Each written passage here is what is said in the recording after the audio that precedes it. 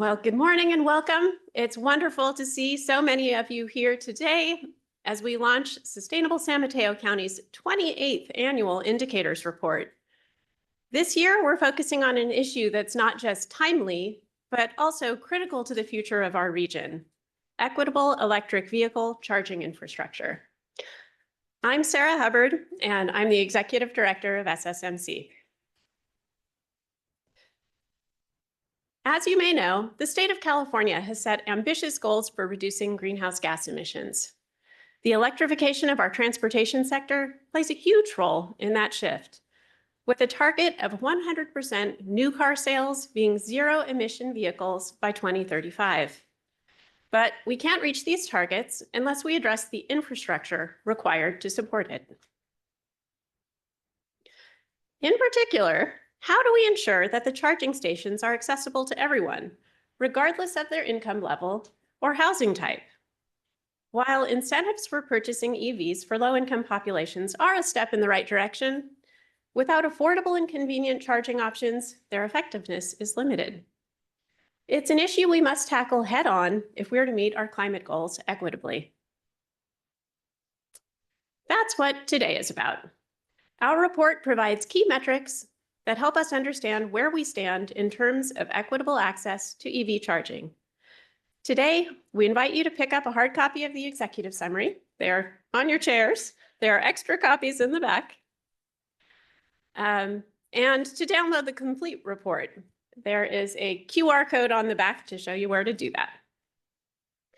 The report explores barriers faced by different communities, highlights gaps in our current infrastructure, and suggests actionable solutions to help our region prepare for the growing demand for charging stations.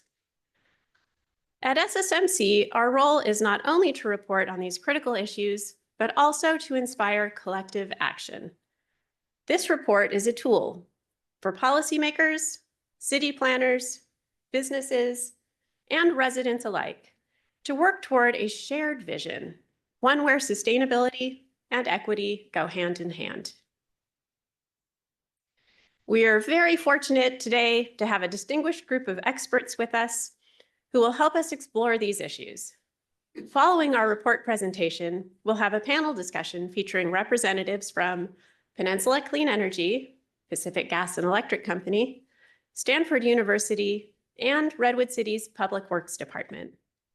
These panelists bring unique perspectives on how to equitably address the challenges of expanding the EV charging infrastructure, and I look forward to hearing their insights.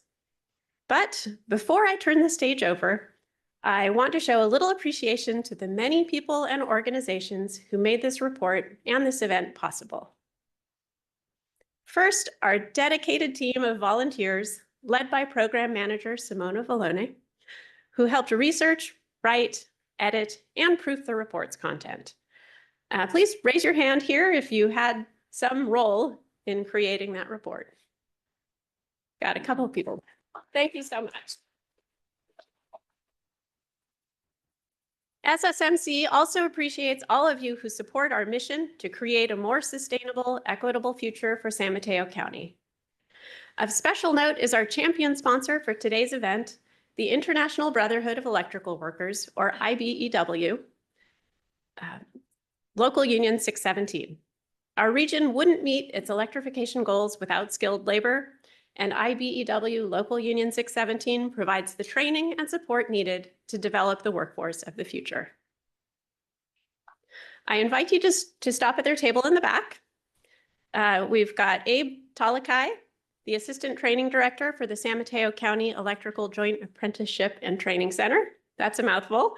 And join me in welcoming IBEW Local Union 617's Business Manager, Scott Wine, to the stage.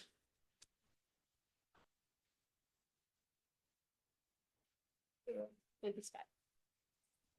Good morning, everyone.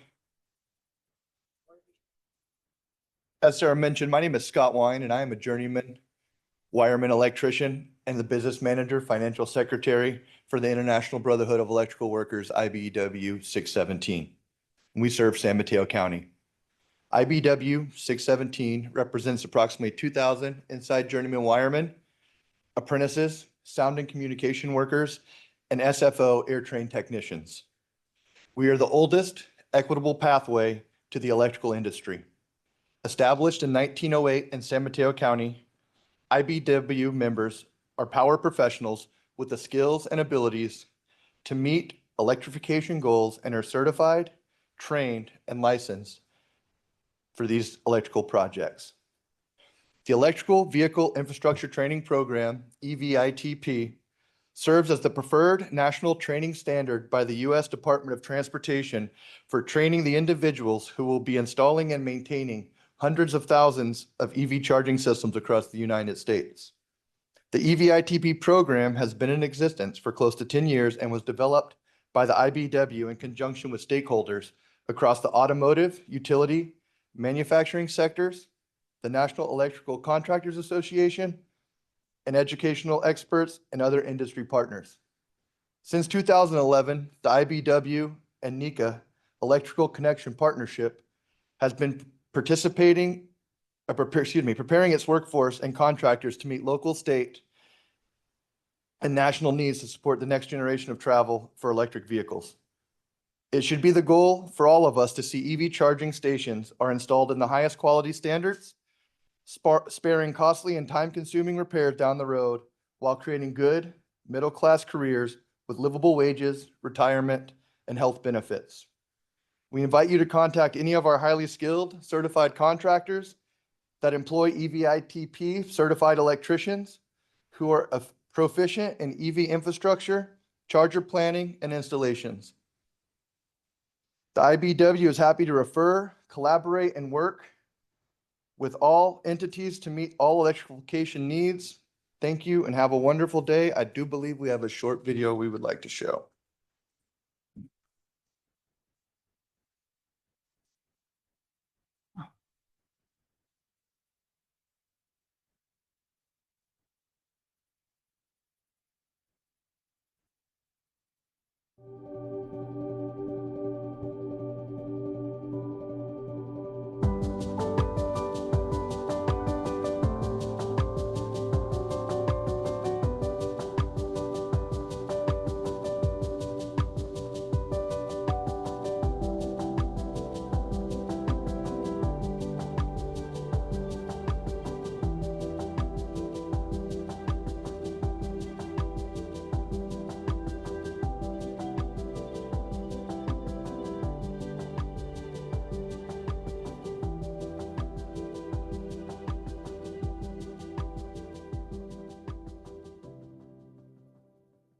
Thank you.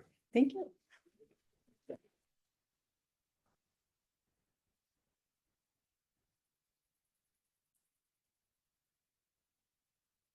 Thank you so much, Scott. And thank you to all of you and to all our sponsors. I'm Simona Vallone, Sustainable San Mateo County Program Manager. In the next 15 minutes, I'll give you an overview of our 2024 indicators report. As we know, transportation accounts for a third of greenhouse gas emissions, and light-duty vehicles, aka our cars, are responsible for 60% of those emissions. Shifting to electrical vehicles is one of the many actions that we can take. Many actions we can take to reduce our carbon footprint, and while at the same time improving access and improving air quality. Limited access to charging can be a barrier for people. They are sorry, I have a little problem with the cursor here.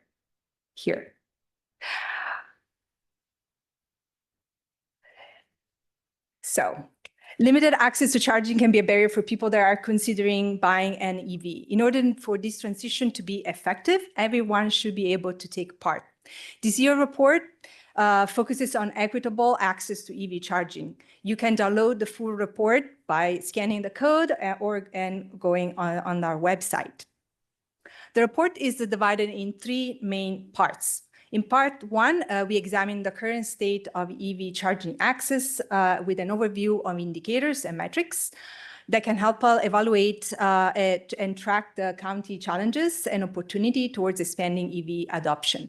In part 2, we look at the main barriers for the expansion of EV charging infrastructure and explore some compelling solutions for cities and county governments to overcome the challenges. In part 3, we compiled a few resources to help property owners and managers and renters to navigate key considerations when thinking about installing EV chargers. As I mentioned in part 1, you will find several metrics to help assess the current state and needs of our county, including public charging infrastructure, EV to charger ratio, commuting habits, and now we'll look at a few of those metrics. Electric vehicle population in San Mateo County. In 2023, 10% of the light-duty vehicle registered in San Mateo County were zero-emission vehicles, representing more than 50,000 vehicles. About 80% of those are battery electric vehicles. In this chart on the right shows that the rising trends of sales of zero-emission vehicles in our county from 2020 to 2023. And in 2022 and 2023, approximately a quarter of all vehicle sales were zero emissions.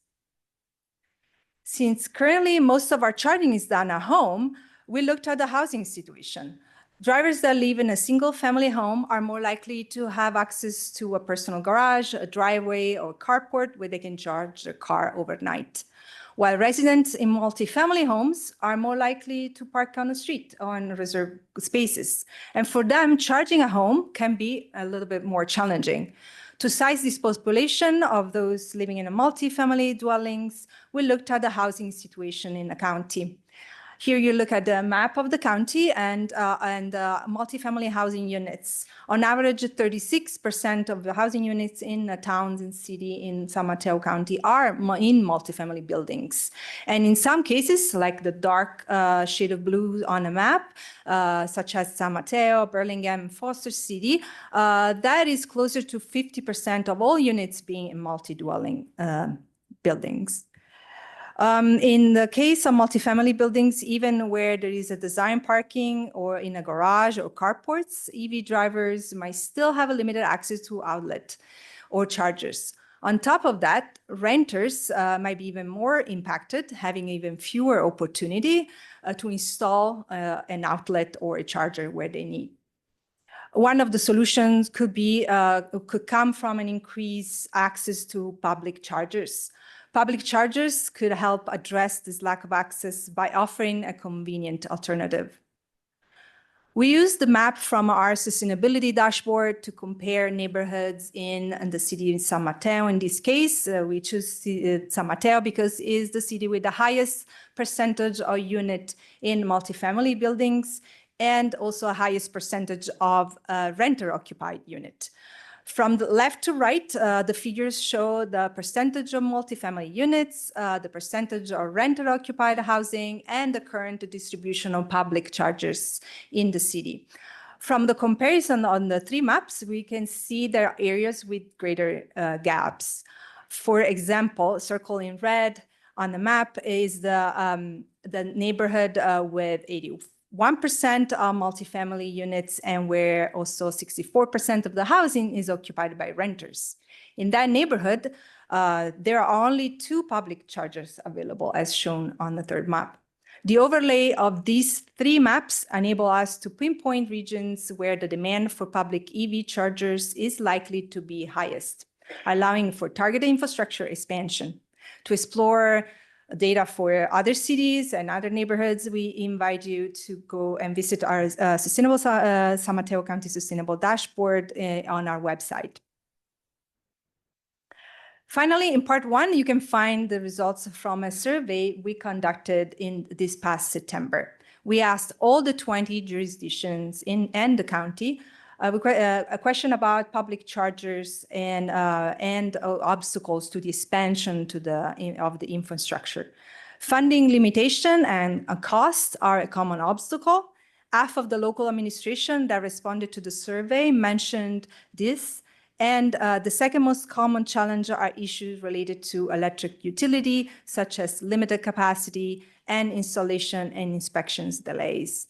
A quarter of the respondent mentioned the lack of public spaces suitable for public chargers installation as one of the obstacles as well.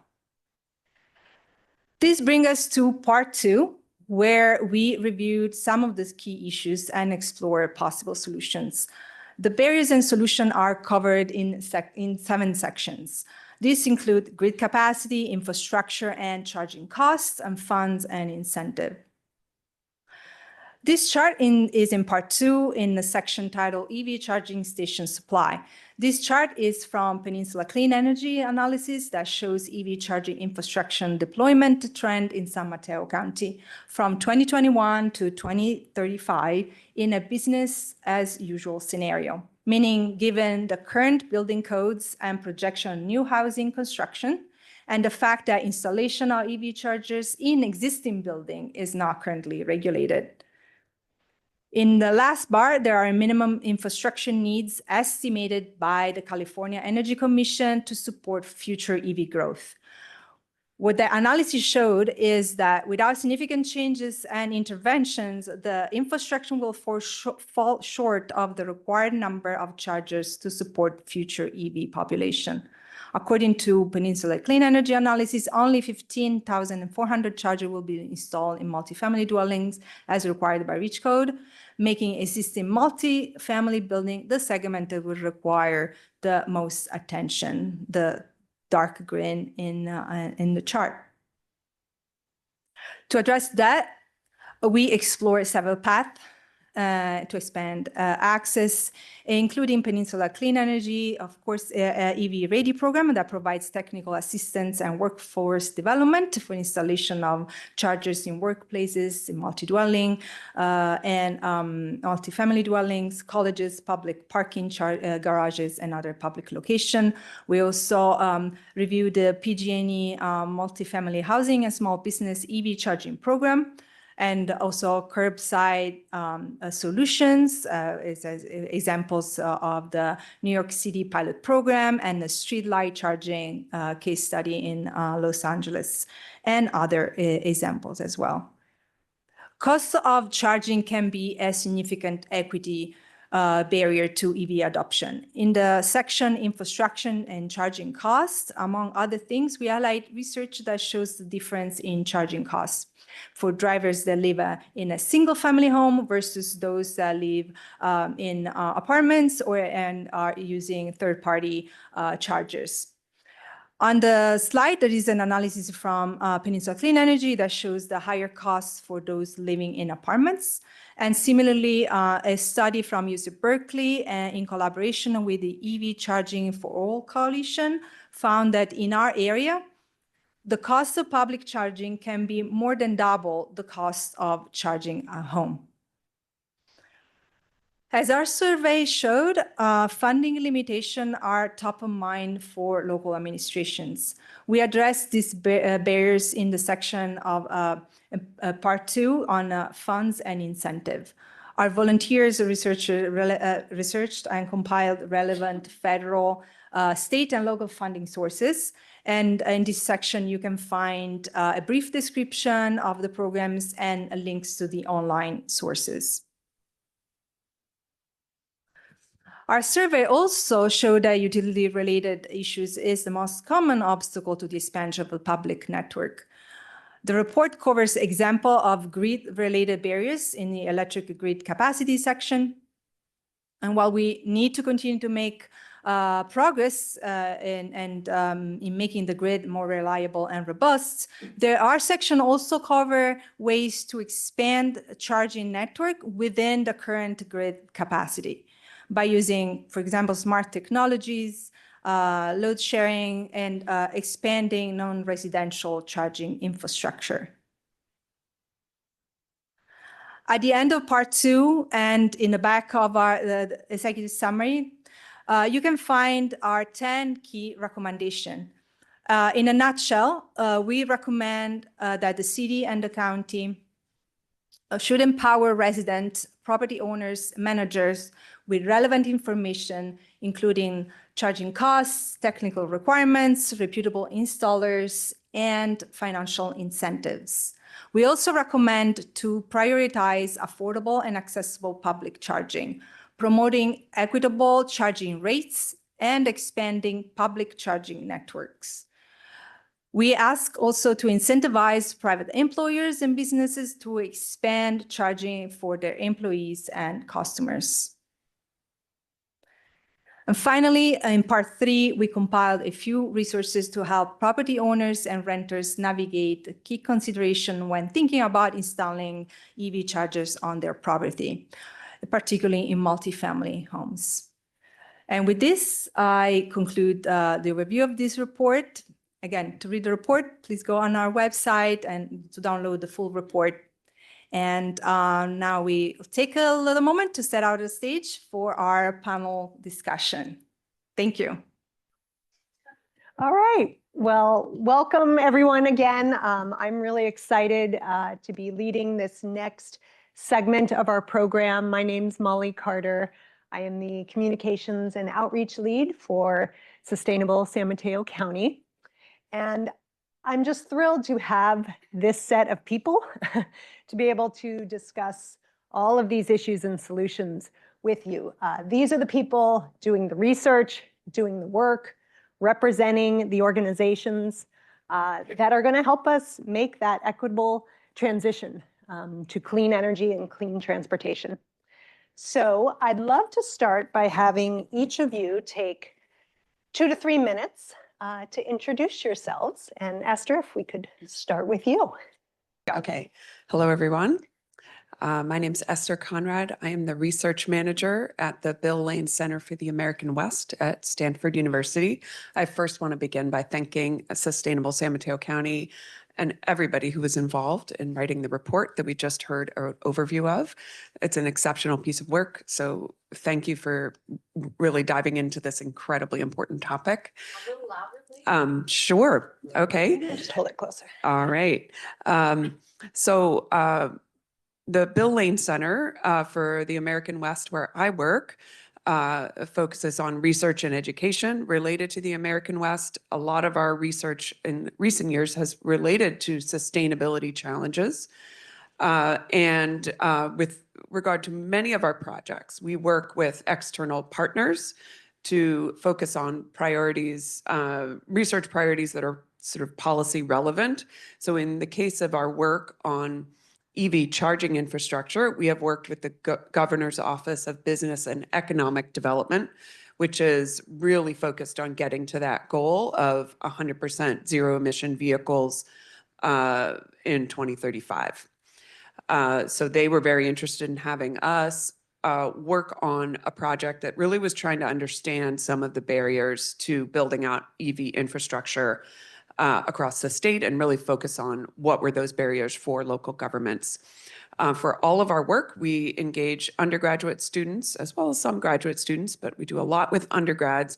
So I do want to give a huge shout out to those undergrads. None of them could come today. They're all busy with classes, but there were probably over 10 undergrads who worked on these projects over about 1.5 years.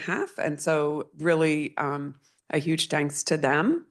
And finally, I just want to say that on this panel, I think I might be able to offer some perspectives from a sort of a statewide perspective. However, I really want to highlight the on-the-ground expertise that our other panelists offer.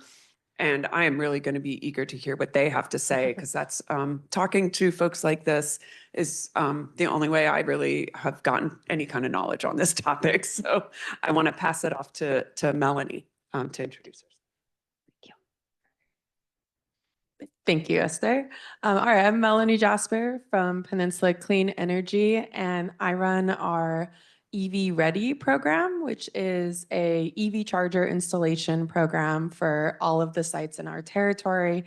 We'll pretty much install EV chargers anywhere except your single family homes. So we do multifamily, we do publicly accessible charging, government agencies, businesses, any other sort of examples you could think of. The EV Ready program has installed over 1,000 chargers over the last few years since its launch, and we're really trying to quadruple that. So we are always looking for more project sites, trying to outreach to everyone in San Mateo County and Los Baños, which is also part of Peninsula Clean Energy's territory. Our program provides technical assistance where we'll walk property owners or property managers through their options for EV charging, as well as providing incentives directly for projects as well. And a big part of our strategy, which I'll get to talk about later, is lower power EV charging. We're always erring on the side of more lower power chargers, especially in those workplace and multifamily scenarios where cars will be there longer. So I'm very excited to be with you all here today, and I'll pass it along. Great. Thank you, Melanie. Good morning, everyone. My name is Terrence Shaw. I'm a Director of Public Works Services Department from City of Redwood City. Thank you, SSMC, and all of you to spend some time with us for the interesting discussion today. Redwood City Public Works is a unique department. Most of the people may think it's a Public Works, the department that manages waters, sewer, public right-of-way facilities, and things like that. But City of Redwood City Public Works Services Department has a City of Redwood City Environmental Initiative Program is home to the department.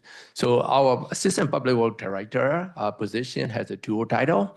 That another part of the Assistant Public Works Director title is the Chief Sustainability and Resiliency Officer position. That position is currently vacant, and look out for the job opening in the future. Just a little plug in for my department. It's coming back to Redwood City Public Works. We are really environmental focused organization. We do have a partnership with various entities, BCE, for example, or also the Redwood City has a nonprofit organization called City Tree. I saw that a few City Tree board members are attending. We work together with planting trees so that try to capture the greenhouse gas as much as possible anywhere we can.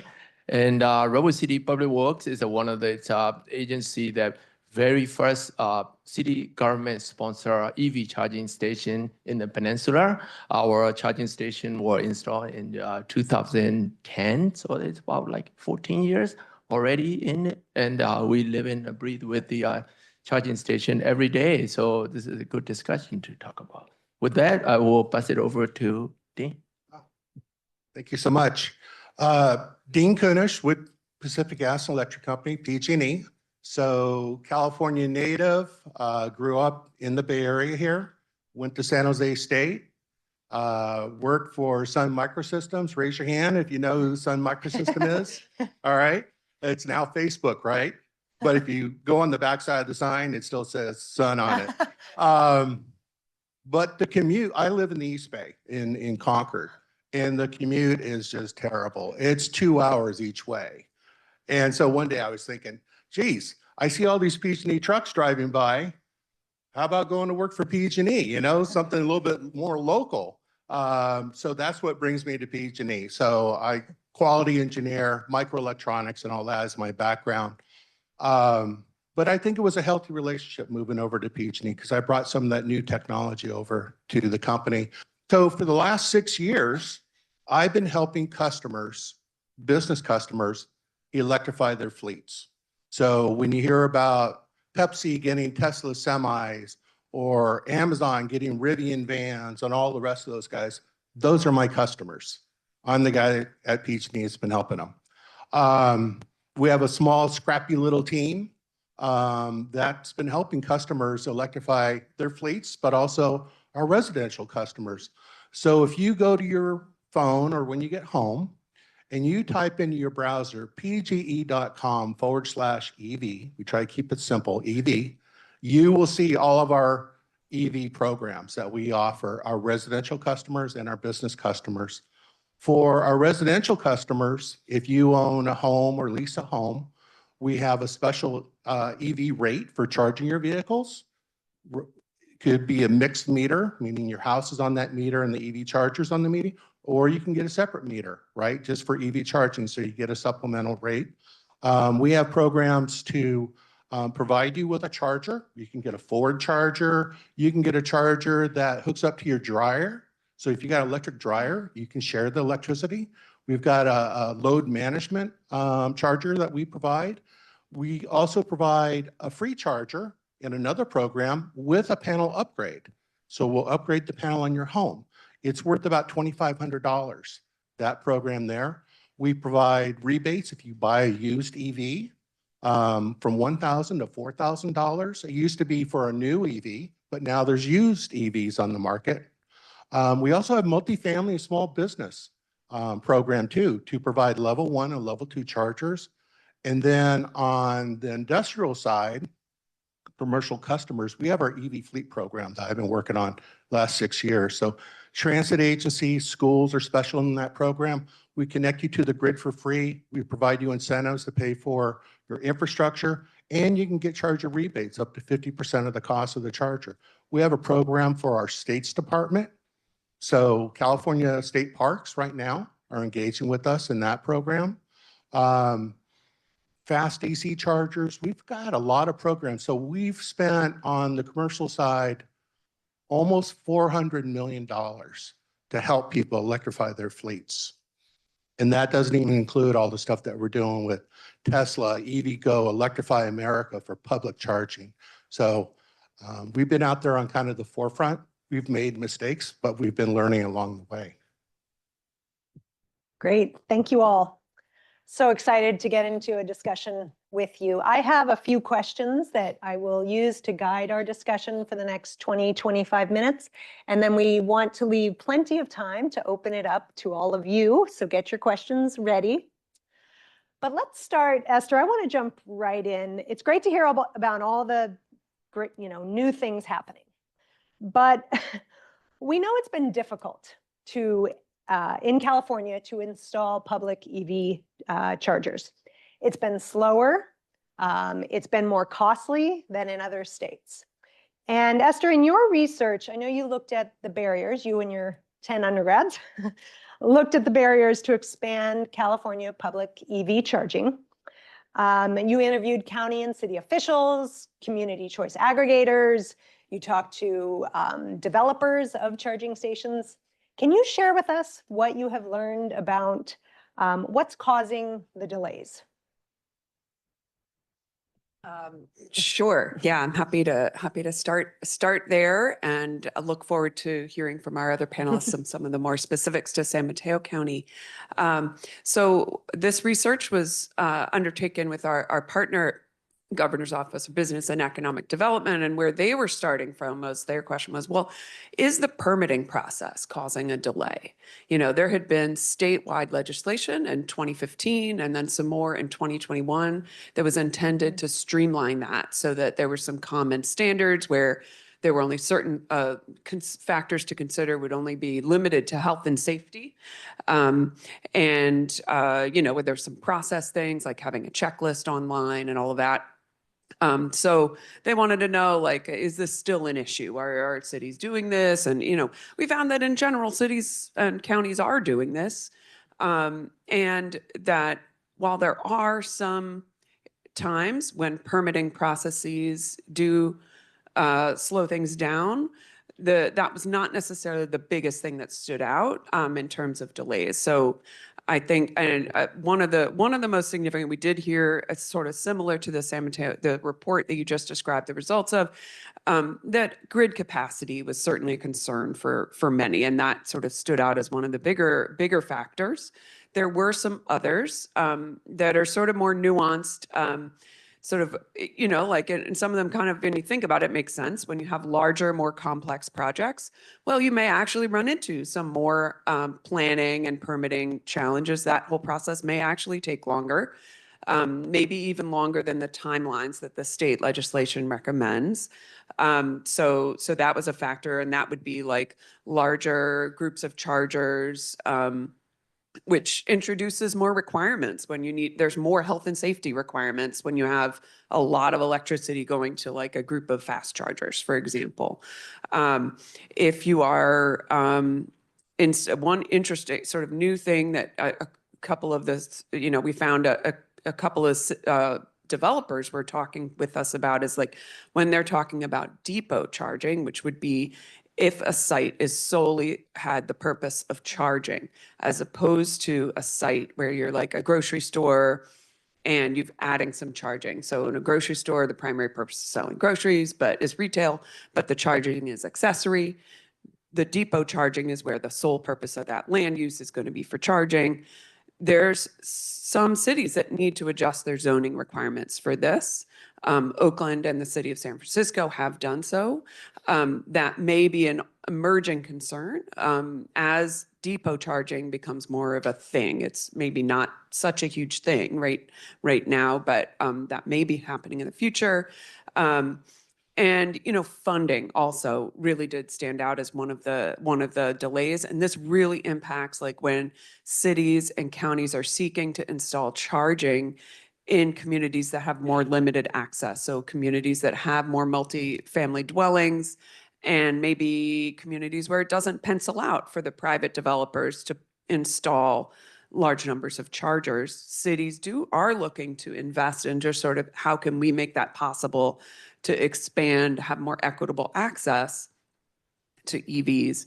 And although there are grants that are available and support that's available, sometimes those require a lot of staff time to develop grant proposals. There's maybe uncertainty about, are you going to actually get the funding, which makes you a little more worried about, like, are you going to invest the time when you have limited staff time?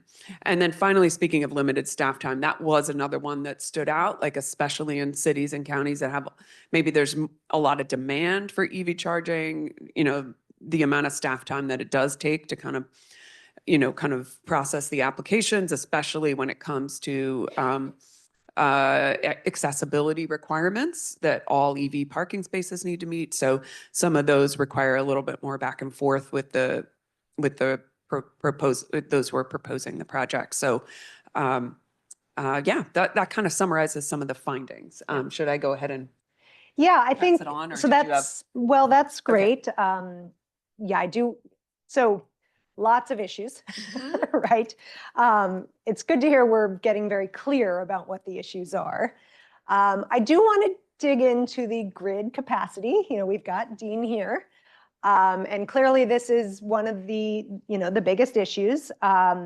We found it in our surveys of local sustainability managers after funding, grid related issues, limited electric infrastructure and power, inspection, installation delays. And we know it's going to be really important for the cities to work with PG&E. So Dean, I'm wondering if you could share with us what you see, what is PG&E doing to address some of these issues, and what can cities do to partner with PG&E and address some of the high need areas? Yeah, so grid capacity is a popular topic when I meet with customers in a forum, not so much on an individual basis. They just want to know about their specific location. So on the residential side, I don't see an issue with connecting a charger to your home. I don't personally know of anyone that we told we don't have power for your charger at your home. We might need to do a transformer upgrade. But as far as grid capacity for home charging, I'm not aware of we've ever told a customer we couldn't support their needs. On the business side, commercial fleets and all that, it can be a little bit different. But first I want to ask you a question. Raise your hand if you've ever participated in any of our energy efficiency programs. You buy an appliance at the hardware store, and because you chose an energy efficient dryer or washer, you came to PG&E and got a rebate afterwards. Yeah. We also had programs for light bulbs, right? At point of purchase, at the cash register. Those programs was something that PG&E started back in the 70s. The intent of those programs is so we didn't have to build more power plants, because power plants were dirty. And we also didn't have to put in more poles and wires, right? So for many, many decades, power on the PG&E grid's been pretty flat. It's been pretty flat, okay? Things are changing. Not only do we have electrification of transportation, EVs. We also have data centers, AI, okay? And they use a lot of power.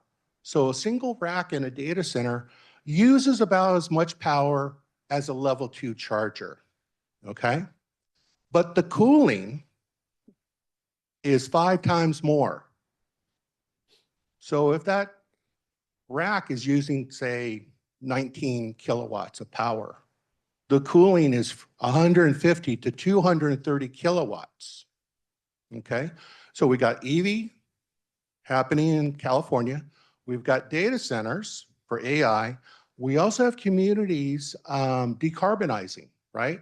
They're turning off the natural gas. They're going to electric for water heating, stoves, HVAC. So we see this kind of a trend, okay? So when I started this journey on electrification 6 years ago, that question was still being brought up. And I'm like, huh? We don't have power? Really? You know, so I'm questioning the distribution engineers. We don't have power? And pretty much we do. And what we've been doing is relying on the existing capacity on our lines in most cases, where a customer says, okay, I want to put in 5 megawatts of charging, and we do a check, and we go, we don't have 5, we've got 2, but we'll build you the other 3 megawatts, right? We take it in phases. Sometimes the answer is 0, okay? So how often does that happen? 15% of the time. And I'm talking big loads. The average load that I see for depot charging of fleets is around 700 kilowatts. But I have sites that go up to 11 megawatts of power, okay? The distribution line out front holds about 10, okay? And if we've had about 40% capacity on those distribution lines for several decades, that means as soon as someone asks for 5, you've exceeded my distribution line. I have to put in a whole new feeder for you, right? So with construction comes cost and time. And when I work with my customers, they really don't want to spend more money and they don't want to get delays. So to address that, we've been trying to come up with some innovative new ways. So for residential customers, we're looking at a collar that goes on the PG&E meter so they don't have to upgrade their meter panel because it's expensive. It's a collar that goes behind the meter socket. We're doing some work to see if we can make that work for EV charging. For our business customers, we have an innovative new pilot that I'm part of. It's called Flex Connect. It's a way to squeeze more electrons out of our existing infrastructure based on seasonal capacity, okay? So if the distribution line is currently using, call it 6 megawatts at its peak, and someone says, hey, I need 5. Well, we can offer them 4, but the PG&E grid operates like a curve. You guys ever heard of the duck curve? So where there's solar and there's load, there's gaps in there where we have excess capacity. And what we're doing is we're setting up devices to signal to our customers day ahead, we have excess capacity during this time of the day if you would like to use it, right? We set up a box, we set up communication with them, and they go, yeah, that sounds great. So I'll set up my chargers, or if I have battery storage, to tap into that extra power from PG&E. That is a low-cost, fast solution. We don't have to build anything other than set up a box on the customer's system, right? We don't have to invest in the grid. It's the difference of a radio in your car, a radio station, you just tune in, you just listen to the music, you listen to the commercials, versus a Pandora or Spotify, where you tell it, hey, this is the kind of music I want to listen to. This is when I want to listen to music, right? So there's more of a two-way communication. So that's what we're doing on the grid today. We're trying to create a smarter grid. It's called DERMS, Distributed Energy Resource Management. It's going to include V2G. It's going to include demand response. It's going to include pricing. So maybe day-ahead pricing, right? When's electricity cheaper to use, right? So we're building a smarter grid is what we're trying to do. In addition, every 3 years, we do a general rate case at PG&E where we go to our regulator and we go, this is what we plan to spend for the next 3 years. This is what we want to spend it on, like we did on wildfires, right? We're undergrounding lines. We're hardening our system. Now we're going to be proactive and we're going to ask them for money to build out the grid with additional capacity. A small amount, a medium size, or do we go large, right? And so we're going to be looking for that feedback from our regulators on what they want us to do. Thank you, Dean. Good to hear about all the different things PG&E is doing. Melanie, I want to get you in on this conversation because I think along the same lines of what Dean is talking about, getting more capacity out of our current grid has been a focus for Peninsula Clean Energy. And I wonder if you could talk about some of the work that you've been doing. Yeah, I think my side is kind of a perfect tag on to Dean because he's really talking about the big grid feeder level. And it sounds like the message there is, with load flexibility and other smart solutions that are coming, we can avoid those, main grid level big feeder upgrades as much as possible because that's going to cost everyone a lot of money. I could talk a bit more about the smaller scale, a project by project basis, because I'm working through with a lot of customers trying to understand what's holding up their projects. And the idea of needing a new transformer, a new upgrade is something that can add a lot of cost to the project. I will caveat and say there's Electric Rule 29, which means that PG&E will install a new transformer for electric vehicle service if it's dedicated to electric vehicles. So that's definitely been helpful to a lot of our customers that do need to bring in additional amperage to their property. However, generally our approach in the program is to avoid needing a new transformer or avoid needing that upgrade whenever possible. There's a lot of capacity that's already here, even on an individual site-by-site basis. And our approach with what we call right sizing our electrical infrastructure, and this is a big part of why we're focused on low power EV charging in our program, is we're coming to a site and we're saying, okay, you have 400 amps here serving however many apartments. What's the surplus? What's not being used? We can look at the historical data and let's start there. Let's start with what's the maximum number of EV chargers you can put in right now that won't require any of those transformer upgrades. Because a lot of the time, what we've seen as far as, what can we do to help identify grid upgrades is there's really only so much that we could do. It is really PG&E's wheelhouse. And ultimately, they will come and upgrade the transformer when it's needed. It can take some time to get that process done, and it can delay projects. And also, depending on whether it qualifies for that free upgrade or not, it could be expensive for a lot of these sites. So yeah, that's why we take that approach of how many chargers can we fit with the existing infrastructure right now, and our smart technologies are really helping us do that. We're going to do outlets, lower power outlets, load managed level 2s, so that way you could have multiple EV chargers sharing the same power, right? Because right now, if you install 16 chargers in your multifamily building, maybe only half of them get used right away. And all of those folks can enjoy a full power charge for now. And then later, when all 16 are in use, it's going to drop down to half the power apiece. But it's still enough.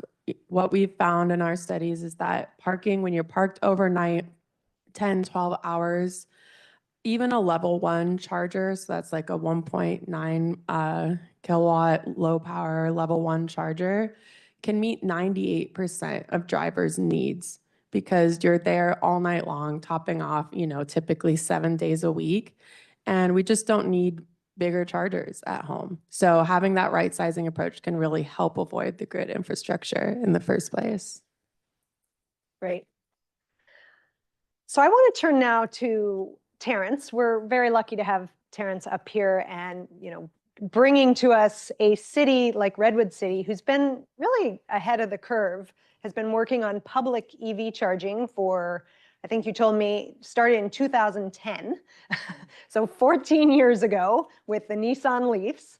And would just like to understand what Redwood City's approach to public EV charging has been. Obviously, we've talked about all of the challenges, and I know Redwood City's been able to build EV charging infrastructure even with all these challenges. So we'd love to hear about the roadblocks you've hit, the approach you've taken, and really advice for other cities.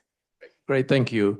So our initial approach for the EV charging station was that create an incubator for the those who are embracing electric vehicles that are capable of charging their vehicle while they are visiting in the city of Redwood City. So that's a whole reason that all our public charging stations are in the publicly accessible places like library, recreational center, public parking, and so on, so that people are visiting, they have a charging available to charge their electric vehicles.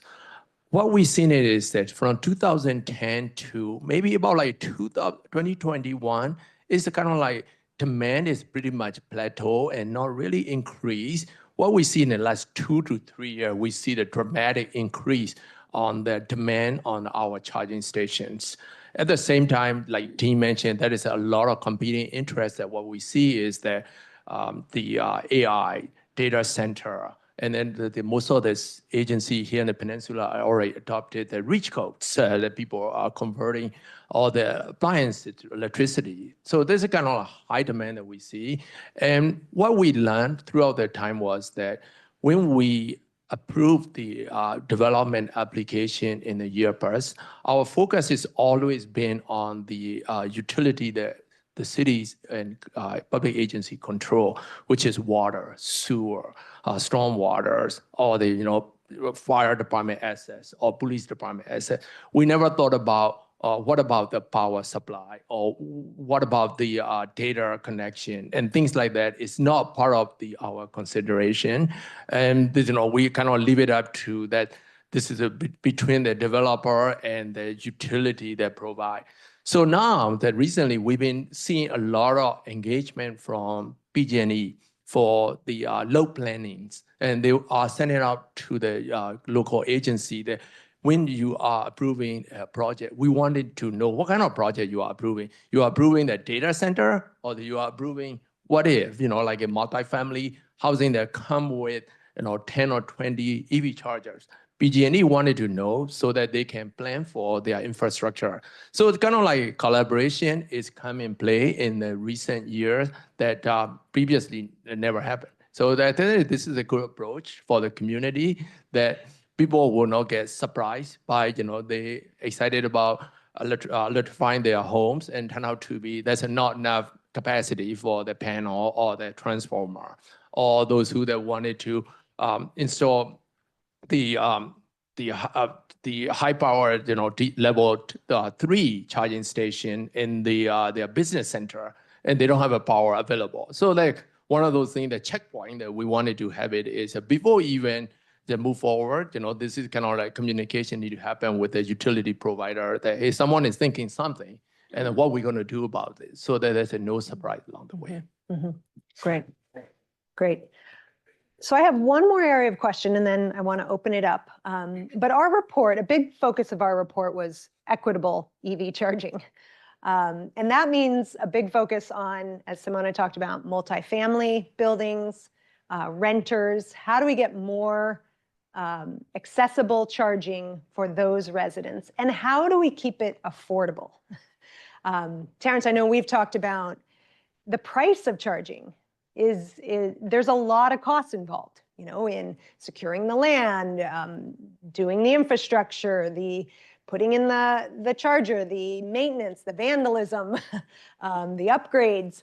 So a lot of costs, and the energy costs. And you all have started to talk about, some of the smart charging technologies and how do we, rate plans. So I'm wondering if each of you can take a stab at, first from your areas, what are you doing to really support multifamily apartments, renters in accessing EV public charging? And what are your thoughts on how we keep it affordable? Either way. I'm going to mostly defer to our local experts here. I just want to actually mention some research that I was recently learning about at the EV Research Center at UC Davis. Some recent work on, look at different ways to expand the grid and how does that affect cost, and just also the ability for people who may not have charging at home to be able to like really rely on getting a public, trusting that there will be a public charger available. And sort of like this research was showing that larger groups of chargers, building it out that way was potentially lower cost, easier to deal with the maintenance issues that come up, and also a little bit more confidence among consumers that they would actually find a charger that they could use if they knew there's like the larger groups of chargers. So just, something to think about in terms of when we're thinking about how to build access for folks that may not have it at their home. But this research was also suggesting that actually having access at home is possibly the very best in terms of building people's confidence in their ability to go out and get an electric vehicle. So I'll just say that, but let's hear from the local experts. Thank you. I mean, I was very much thinking a similar thought as far as having a charger at home. And for a lot of our multifamily projects, we often steer sites away from having fewer shared chargers. Like, for example, I had a HOA come to me the other day about 100 units, and what they asked for up front was 2 fast chargers. We want to put 2 DCFC here in the corner, and I had to stop for a second and say, look, you have 100 people who are going to be sharing those 2 chargers. You're requiring people to move in and out and this and that, and it's expensive. For that same cost of those 2 chargers, we could put in 60 in these 2 garages, and have individual outlets at each spot. And then it's really charging the same charging experiences you would have if you have a single family home and if you have a garage, right? You come home, there's an outlet, you plug into the outlet, and you just charge. There's also some interesting research that we're in the middle of right now. I'll just tack onto that about how to lower the price, not just getting the infrastructure in, but the price for charging itself. A big part of that is education about EV rates that are out there. So letting people know, hey, there are special rates available for electric vehicle charging. And along with that, education about time of use. It's often the property manager who's setting that electric rate for the residents or the tenants, or it's the HOA setting a rate for the entire board, right? And they don't necessarily easily understand how much they're spending on electricity. So helping provide that education of, hey, this is what your actual bill impacts will look like, and therefore this is the price per kWh that makes sense for your chargers. And often setting a variable rate, making sure that that's passed along to the drivers, is going to be the most effective way to keep that rate low so that those drivers have the choice to charge off peak in the evening. And often that rate is half as much, 60 to 70% cents versus 30 cents or so. So getting those rates, a big part of lowering costs. Okay, great. Thank you, Melanie. So this is kind of like interesting topic that we want to talk about the charging station in underrepresented area. What we see is that like local level is that whenever the new development application comes, it will come, you can count on it, multifamily homes mostly, and then you can count on it, there will be a series of charging station will be available because of that is newly built and they already thought through this. It is a part of the requirement. When Kaiser Hospital proposed their MOV2 construction, the underground garage has about like 27 charging stations, and I saw, oh my God, they are overreach, and too many charging stations for the underground garage. Nowadays, I go down for the garage, I see that most of the charging spots are being taken. So that's how surprisingly that demand for the charging station is. And then also the new multifamily dwelling, they also come with like at least 10 to 15 charging stations. They're underground garage. People don't see it, but they do have it. When it's come to the underserved community, that is a very, very challenging area to address. First and foremost, we need to hear from community. Is it community is ready for the EV charging station? Let's be honest with this. EVs are still expensive. And generally for the upper middle class groups or the, like early mover groups, it's not for working class yet. At the same time, these underserved community, the parking is premium at the location, whether single family or multi-family, doesn't matter because a single family, this is a multi-generational living condition and the parking is premium. So we don't want it to secure the someplace for electric vehicle only where the community is not really needed yet.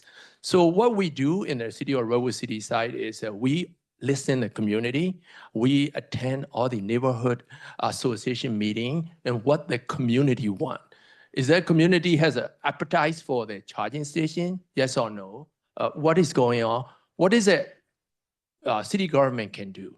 So like very hard to secure the curbside parking in underserved community for EV charging. So what we can do is we look at for the community center that city control, like a parks that city control. Those are areas that we will provide the charging station for them so that they definitely not in front of their house, definitely not in front of their street, but right there in their community available for them to charge. It's accessible.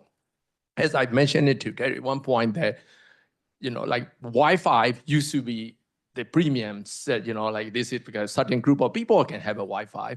Now that public Wi-Fis are available everywhere. And then I was hoping that one day that, EV chargers will be like a public Wi-Fi type of amenity that community can enjoy.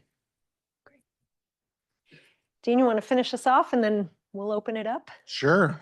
So I talked to you about what we're doing for residential customers charging at home. We have our programs, we have rates for them. For businesses that don't want to participate in one of our programs, because all of our programs are very targeted. When the commission authorizes one of our programs, they have an intent of who do they trying to support and how much support they want to provide. Some of our decisions, at least one of them, it actually says we want the customer to have skin in the game. We offered to pay for the whole thing, and they said no. The customer has to pay for a portion of their project, 10, 20%. That can be a barrier because a lot of these businesses just don't have a line item in their budget for EVs, right? So that needs to change a bit. We do have what's called Rule 29 that came out for my group. So if you cannot participate in one of our programs because maybe we require you to purchase vehicles or something like that, if you are a commercial business and you just want power from PG&E for EV charging, we will provide you a free connection to the grid. We will put a separate meter there for you, and you qualify to be in our business EV rate, right? It's a supplemental rate. It's very low and cheap. Subscription-based, the guys that came up with this rate, it was rather innovative at the time. It's like a cell phone data plan. You tell PG&E how much power you need, that becomes your monthly subscription. You can change it at any time. But for some customers, it's like handing them a loaded gun, okay? And I'll give you an example. A transit agency I worked with put in 5 chargers. And their first phase was to get 2 electric buses, okay? The person that handles billing said, oh, we're gonna be on this business EV rate with PG&E, great. I'm gonna put in a subscription for the maximum amount so all 5 chargers can operate at the same time. And then a councilman said, holy Toledo, look at our PG&E bill. What's going on? All we got is 2 electric buses. And so, because I worked on the project, they came back to me. We want you to talk to the transit agency. And I said, I'm happy to talk to them, but I want the person that did the construction with me. I want the person who's operating the buses, the chargers, and I want the person from billing. And we had a call. It lasted about 10 minutes. It was the first time all 3 of them had ever talked to each other. They knew each other, but they never talked to each other. So the person that did the construction told the billing person, I put in 5 chargers, here's the size of the chargers. but they didn't talk to the guy that's actually plugging in the buses. He wants to save money. They all want to do the right thing, right? So he's only using one charger, not 5 chargers. And he turned down the power on the charger. The charger can do 62.5 kilowatts. He set it at 50 kilowatts because it made it very easy for him to do the math of when the charger would be done charging the bus and he could put the second bus on, right? They were overpaying, without a doubt. We recognize this as an area of improvement at PH&E because we had our fleet program. We are starting a new advisor program next month. EV Fleet Advisor. It's only for fleets, okay? I'm the first employee of this new group. We've hired 3 additional people from the outside industry, outside of PH&E, right? We're going to be doing a lot of education to help customers transition their fleet from ICE, internal combustion engine, to battery electric. A lot of the driving factor is from the California Air Resource Board. The Advanced Clean Fleet Rule, trucks and all that needs to move over. Innovative Clean Transit agencies, they got to go over to zero emission vehicles, which means either hydrogen or battery electric if you want to be zero emission. We're going to help them understand how to transition their fleet over, and we're going to help them understand the infrastructure that they need. Most of the people I talk to are salespeople. They want to sell them something.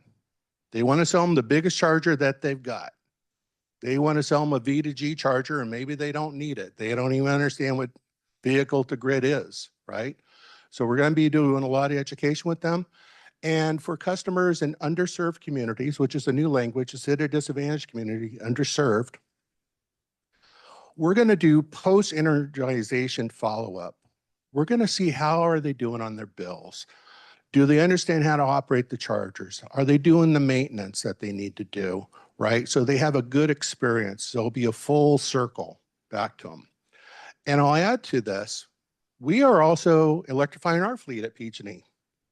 Come the end of this year, 15 of our yards will have chargers in them. And we have some big trucks. I'm sure you guys have seen them going down the road, the big blue trucks. A funny story on that is we put in chargers for our trucks. Most of them are level 2 chargers. We have a couple of fast DC chargers in case the truck needs to get out quickly, right? Maybe it was in maintenance or something like that. For these Class 8 trucks, we evaluated their routes, how they're operated, and we determined they only need a level 2 charger. A level 2 charger. The funny thing is you can't get a truck that will charge on a level 2 charger, a Class 8. They're all DC fast charging. So we got to go back to some of those chargers and swap them out for a very small level 3 DC fast charger because the trucks just won't accept a charge from a level 2 charger, even though that's all we need. Thank you. Thank you for all those thoughts and comments. Really, really interesting. And I've learned a lot here today. Let's open it up. We have some questions. Ooh, we got lots of questions. Oh my goodness. I think I saw over here first. So.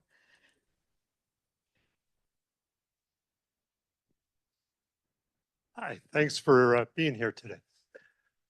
The majority of my public charging experience is at the Stanford Shopping Center parking lot.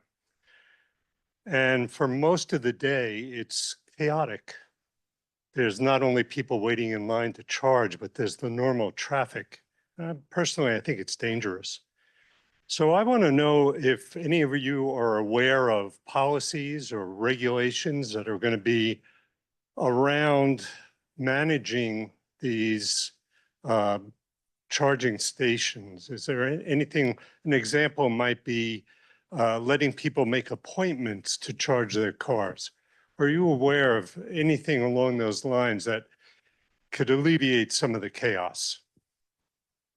I think I can take this question. Thank you for the question, David.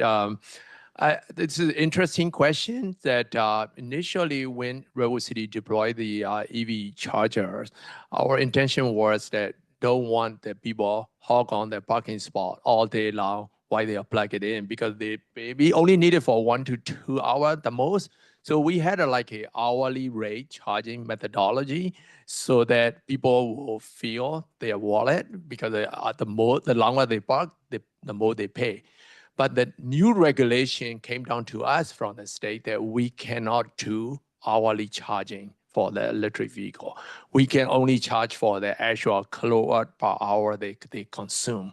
So that the hourly charging methodology went away, and then people continuously stay on it because the kilowatt per hour charge rate is very small, and then people willing to hog onto it. So we still thinking of another option that, like a 2-hour parking, but it will require some sort of ordinance. So I can really speak for the Stanford shopping mall by itself, but like a city-owned property, we'll start thinking about there's any type of ordinance that allow them to limit the EV charging, those stay there all day long.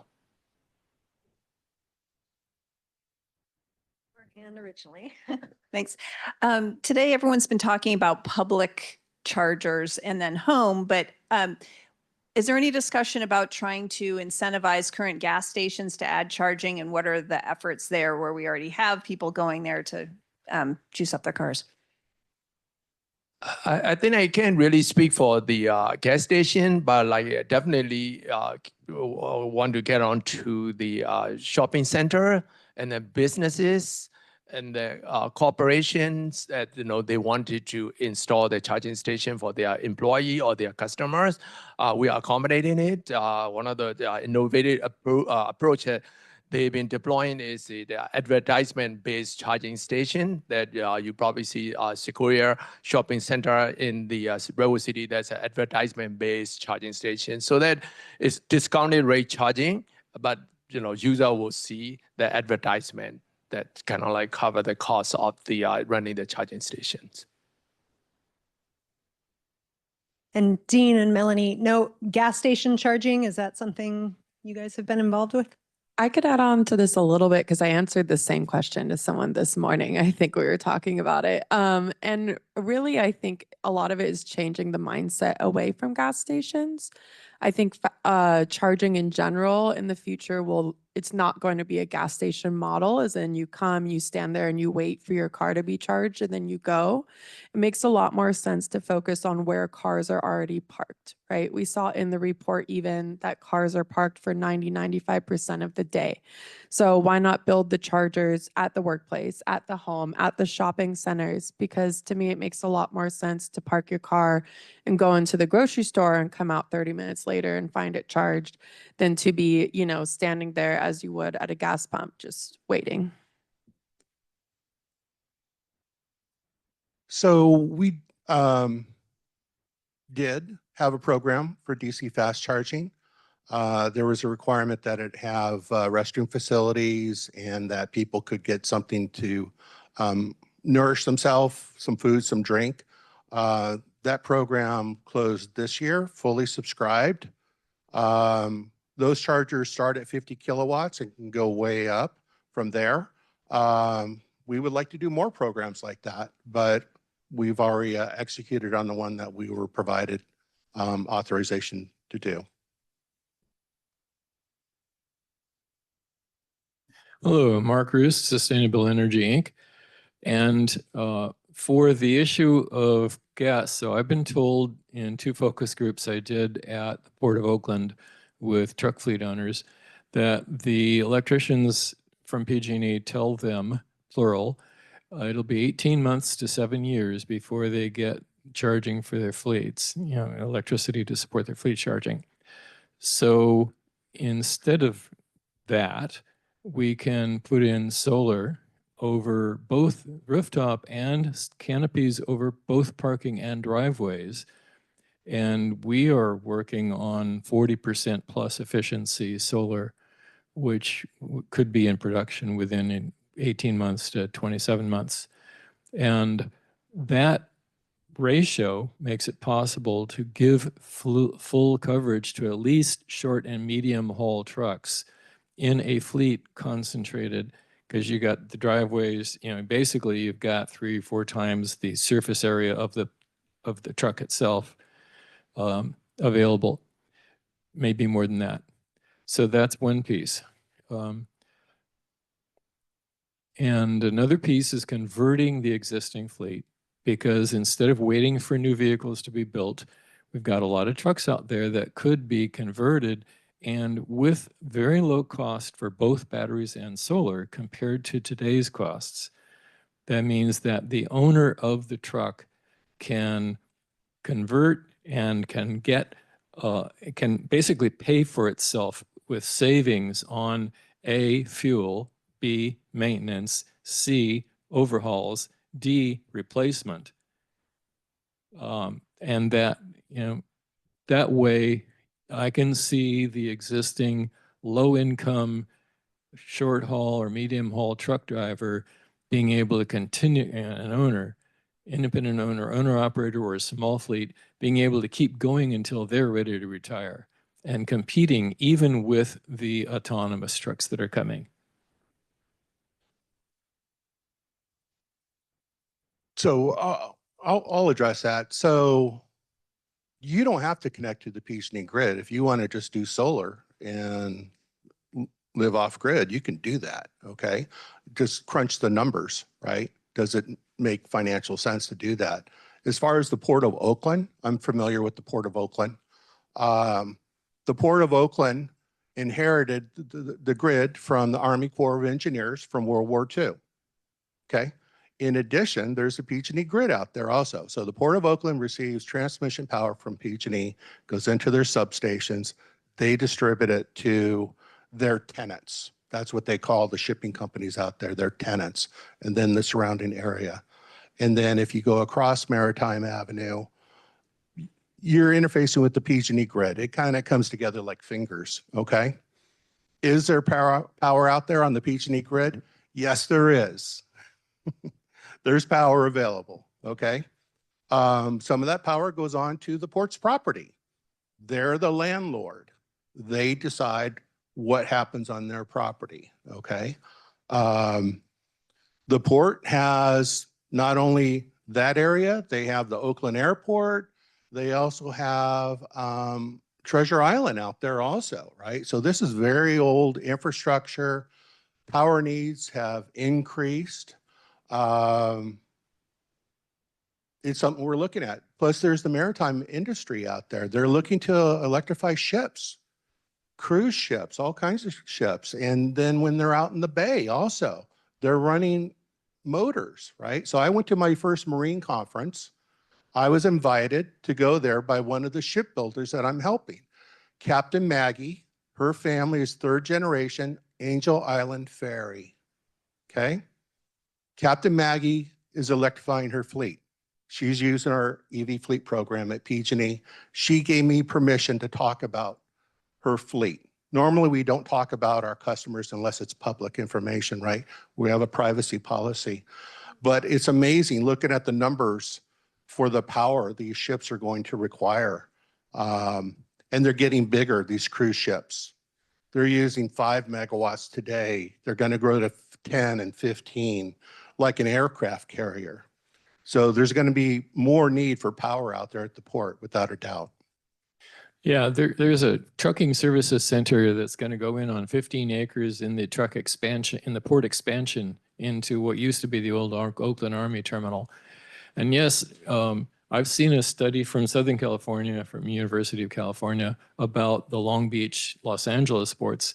And they were saying that typically, and this is validated by the fleet owners up in Portland, in Oakland, I mean, that they're using the cheapest land they can find. And that land did not have high loads. It wasn't heavy manufacturing land.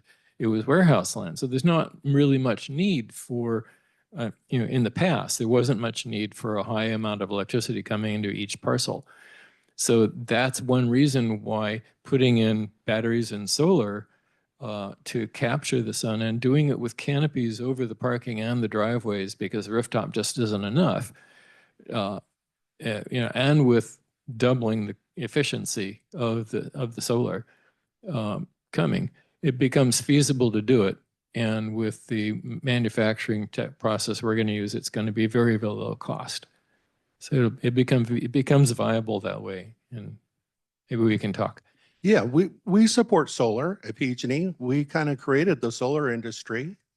Things have changed recently with the new NEM, where it's not being supplemented on other people's bills that are non-solar customers.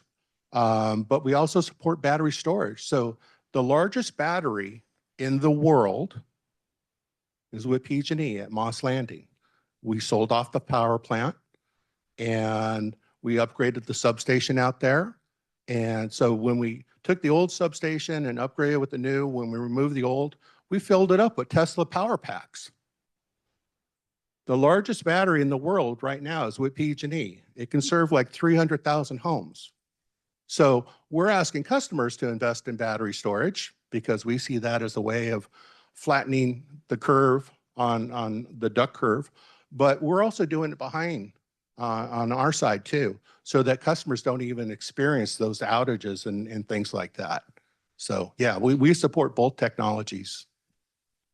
All right, we'll take one final question and then I think the panelists can stick around. So if you have more, you can join them afterwards. Yes, first, thank you for all your information. And I saw on the slides earlier, streetlight charging. What is streetlight charging?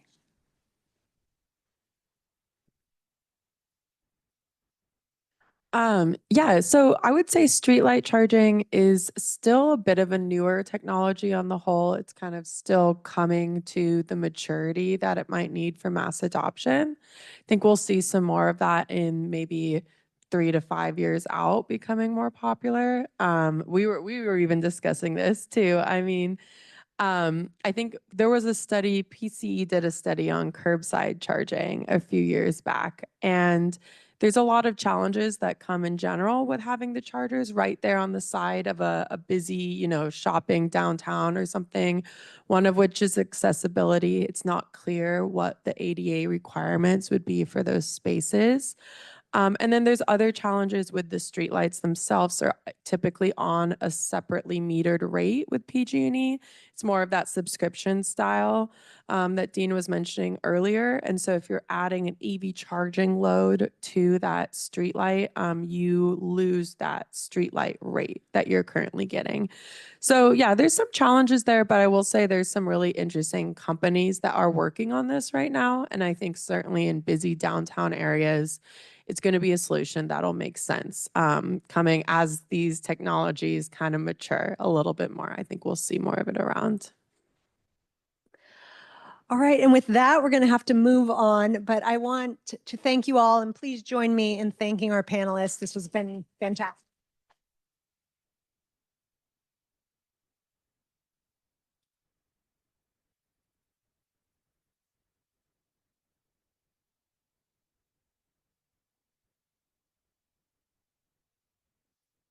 Thank you again to the panelists and to Simona and Molly. And thank you all for being with us today. Clearly, this is a nuanced conversation that we're starting, and I really do think it's just the beginning. There are a lot more to come as we reach out to all of you and seek your opinions and work to collaborate to actually solve these problems and really move the needle on EV charging infrastructure. I do also want to thank our sponsors. I want to give a shout out to Sobrato Center for Nonprofits for hosting us today. And again, thank all of you for being here. I'm going to leave the screen up as you guys begin to mingle again and invite you to get coffee. I encourage you all to use the link on the right there for a survey about today's presentation. We'll also be sending that to you by email a little later today. And please do download the report and read it in its entirety. It's quite informative. Thank you again for being here. Thank you again to our panelists.